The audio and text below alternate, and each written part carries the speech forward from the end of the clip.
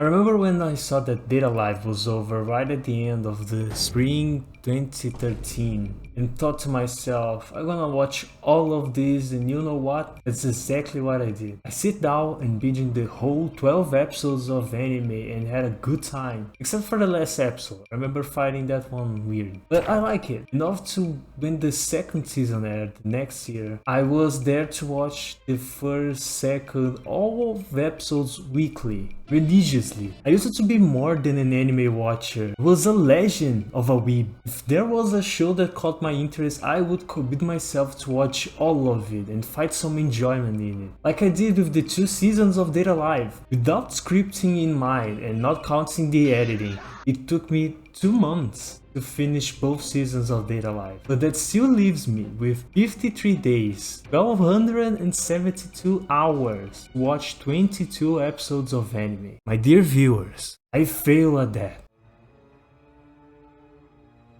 How did this happen? How did I, who once watched and consumed anime like my favorite meal, can watch 4 minutes of an anime before closing the browser? Did I change? Or was the anime bad? It's the anime fault. With such a terrible story, there's no way this is a success. This show not only got 2 other seasons after the one I watched, but also got a movie, OVAs, a spin-off anime, Data Bullet, just for a single character. Oh, and Kurumi's best spirit girl, by the way. And finally, a 5th season's on the way as I'm writing this. God knows when I will finish the editing. Point is, it cannot be the anime. This show is too successful for my hopes or nightmares. So real question is, and did I change?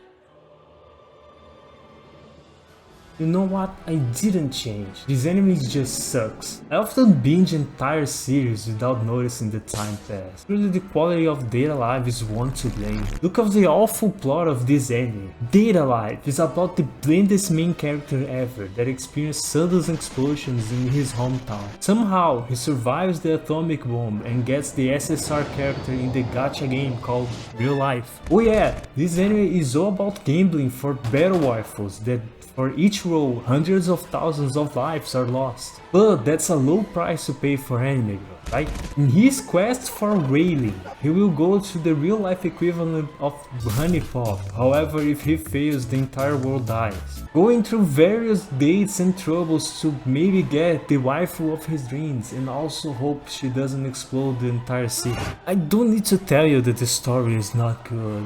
The anime has the worst 3 minutes in anime. Probably second to A Sister Is All You Need, but at least that show was joking about it. Calling the characters one-dimensional feels like an insult to the other characters that I called one-dimensional before.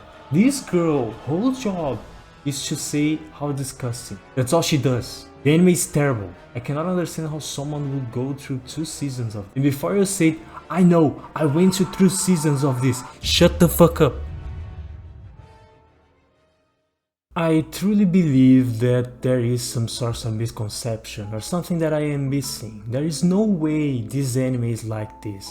To point out the good, if there were any for me to find, I'm not sure how I feel about the soundtrack. It is noticeable, I can say that, but it's also annoying in some scenes. However, playing the instrumental theme of the opening in some touching moments was quite nice. The ecchi is decent for the time, I guess. I don't know, we live in the post-Ishizuku reviewers world. My standards for ecchi are quite different.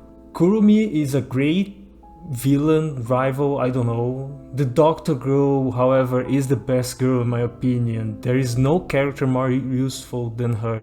I can see why someone would like this. The cast is simple, yet effective. The characters don't have complex feelings or motivations, but they do a decent job of making a compelling story. There is good to this show. Maybe that's why I watched 2 seasons back in the day, right? Who am I trying to fool? I can't even complete an average romance. I'm starting to avoid isekai anime. Can't endure any other Kirito style protagonist, or Kaneki if he has the white hair. Okay, I'm no longer the legend that I mentioned at the intro of this video. The legend that would watch Black Bullet without noticing. 2 seasons of Infinite Stratos and appreciate it. OVA and movie as well, by the way. A lot of questionable fantasy anime like Attack on Titan. I'm joking.